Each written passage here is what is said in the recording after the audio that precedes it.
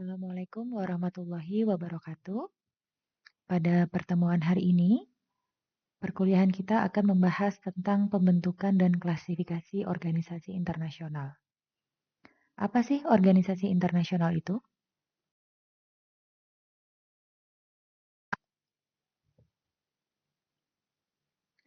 Organisasi internasional adalah kolektivitas dari entitas-entitas yang independen, berupa kerjasama yang terorganisasi dalam bentuk yang lebih konkret. Organisasi internasional merupakan produk dari perjanjian-perjanjian multilateral. Secara sederhana, organisasi internasional dapat didefinisikan sebagai sebuah struktur formal dan berkesinambungan yang dibentuk oleh kesepakatan di antara anggotanya, bisa keanggotaan negara dan non-negara, dari paling tidak dua negara merdeka atau lebih, yang memiliki tujuan untuk mengejar kepentingan bersama anggota.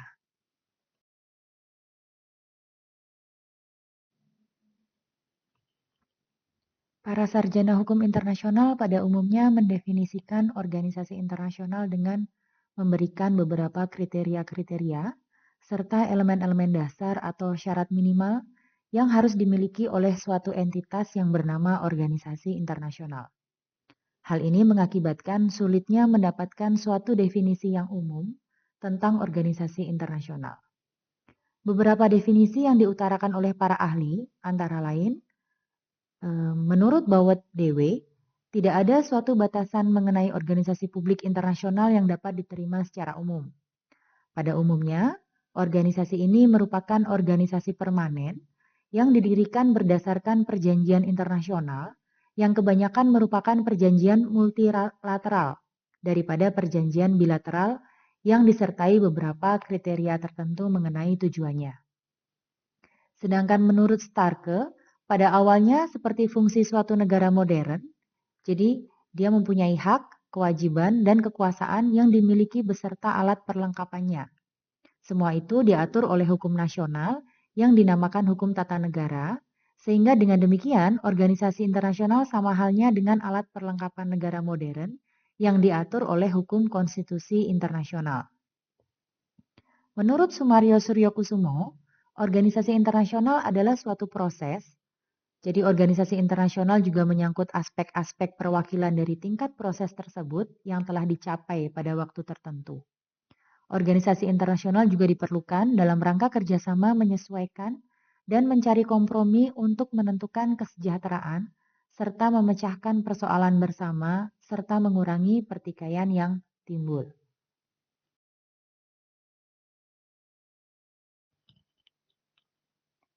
Konvensi Wina 1969 menyebutkan bahwa organisasi internasional dibentuk dengan perjanjian internasional yang dibuat oleh beberapa negara dalam bentuk tertulis dan pengaturannya didasarkan pada hukum internasional, baik dalam satu instrumen atau lebih dan disertai dengan tujuan tertentu. Jadi kita bisa simpulkan bahwa unsur-unsur pendirian organisasi internasional adalah yang pertama, dibuat oleh negara sebagai para pihak atau contracting state.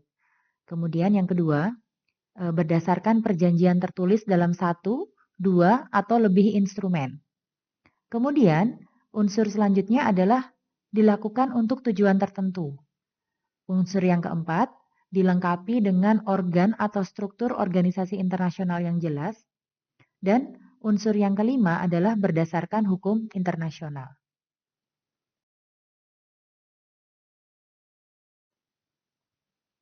Ketika bicara tentang klasifikasi organisasi internasional, maka terdapat beberapa klasifikasi berdasarkan 4 kriteria. Kriteria tersebut antara lain yang pertama, kriteria yang menjadi anggota, kemudian yang kedua kriteria sistem keanggotaan, yang ketiga kriteria pemberian status, dan yang terakhir kriteria lingkup fungsi.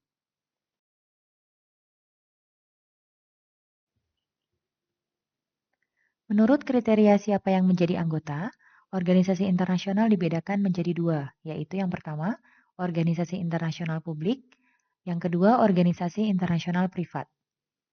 Organisasi internasional publik atau internasional antar pemerintah adalah sebuah organisasi yang didirikan berdasarkan perjanjian antar negara dengan syarat bahwa organisasi tersebut harus didirikan berdasarkan perjanjian internasional dan harus memiliki organ serta didirikan berdasarkan hukum internasional. Misalnya Perserikatan Bangsa-Bangsa, Asosiasi Negara Asia Tenggara, itu contohnya. Kemudian, organisasi internasional privat adalah organisasi yang didirikan berdasarkan hukum internasional privat yang dalam hal ini sudah masuk dalam yurisdiksi hukum nasional yang membidangi masalah privat dan tunduk pada hukum nasional suatu negara tersebut.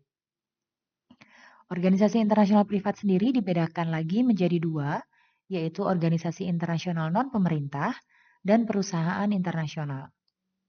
Organisasi internasional non-pemerintah adalah organisasi internasional yang dibentuk oleh individu atau asosiasi individu, misalnya Federasi Tenis Meja Internasional, Institut Hukum Internasional, dan Kamar Dagang Internasional.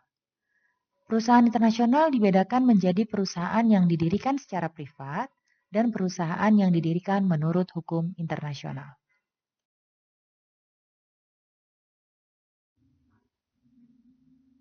Berdasarkan kriteria sistem keanggotaan, organisasi internasional dapat diklasifikasi menjadi organisasi internasional yang bersifat universal dan organisasi internasional tertutup. Organisasi internasional yang bersifat universal adalah organisasi internasional yang keanggotaannya terbuka bagi semua negara. Organisasi internasional macam ini mempunyai karakteristik antara lain, yang pertama, organisasi internasional yang meliputi seluruh penjuru dunia dan beroperasi di segala bagian dunia untuk terwujudnya universalitas. Kemudian, organisasi internasional yang timbul karena sebagai keperluan pokok, adanya dirasakan sebagai keperluan, dan organisasi internasional yang bersifat heterogen, yaitu dibentuk oleh pemerintah yang mempunyai pandangan politik yang berbeda-beda, yang berasal dari berbagai kebudayaan dan yang mempunyai tingkat perkembangan yang berbeda-beda. Organisasi internasional yang bersifat tertutup adalah organisasi internasional yang keanggotaannya terbatas pada kelompok negara tertentu. Organisasi internasional macam ini dibedakan lagi menjadi organisasi regional, organisasi negara dengan latar belakang yang sama, dan organisasi fungsional. Organisasi internasional regional adalah organisasi internasional yang menekankan pembatasan keanggotaan pada kawasan tertentu dalam arti geografis dan politis. Kemudian organisasi internasional dengan latar belakang yang sama, yaitu organisasi internasional yang pembatasan keanggotaannya ditekankan pada kesamaan latar belakang, misalnya sistem politik, kepentingan ekonomi, tingkat perkembangan, bahasa, atau kebudayaan. Organisasi fungsional adalah organisasi internasional yang pembatasan keanggotaannya ditekankan pada fungsi yang spesifik ingin dicapai atau dilaksanakan.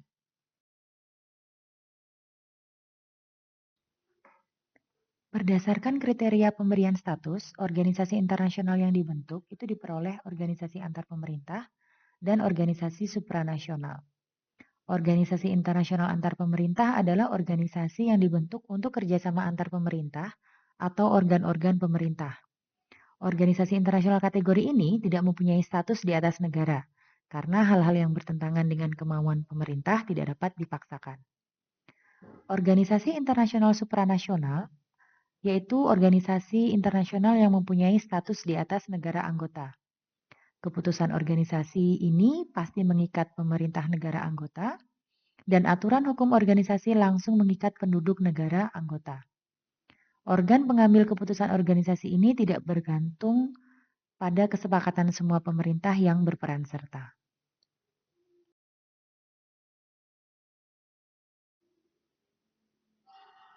Dengan melihat pada lingkup fungsi yang harus dilaksanakan, organisasi internasional dapat diklasifikasikan menjadi organisasi fungsional dan organisasi umum atau organisasi politik. Organisasi fungsional adalah organisasi yang lingkup tugas dan fungsinya itu terbatas. Jadi organisasi ini melaksanakan hal-hal yang spesifik, oleh karenanya organisasi jenis ini mempunyai tugas yang bersifat teknis. Sedangkan organisasi internasional politik adalah organisasi internasional yang liputan tugas dan fungsinya itu sangat luas dan umum. Organisasi ini boleh membicarakan pokok masalah apapun yang dipandang tepat oleh anggotanya.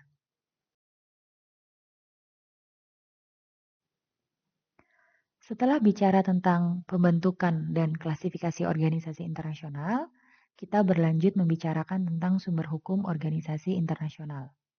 Istilah sumber hukum organisasi internasional telah digunakan dalam 4 pengertian. Yang pertama, sebagai kenyataan historis tertentu, kebiasaan yang sudah lama dilakukan, persetujuan atau perjanjian resmi yang dapat membentuk sumber hukum organisasi internasional. Contohnya, sejarah pembentukan PBB adalah Konferensi Dumbarton Oaks tahun 1944 yang mengusulkan perumusan 50 pasal rancangan piagam PBB. Yang kedua, instrumen pokok yang dimiliki oleh organisasi internasional dan memerlukan ratifikasi dari semua anggotanya. Instrumen pokok ini dapat berupa piagam, contohnya piagam PBB.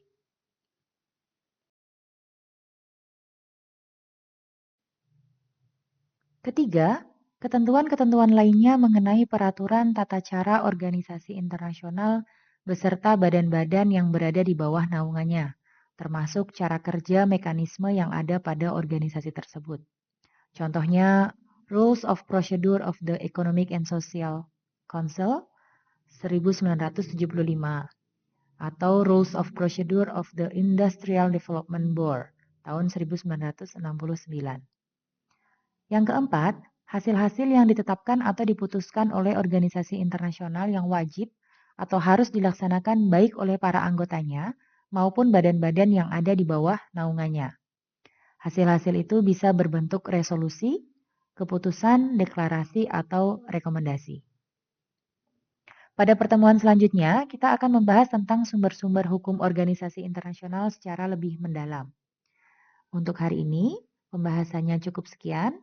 Terima kasih atas perhatiannya. Jika ada pertanyaan, bisa disampaikan melalui forum diskusi dalam WA Grup kelas. Mohon maaf atas kekurangan dan kekhilafan. Wassalamualaikum warahmatullahi wabarakatuh.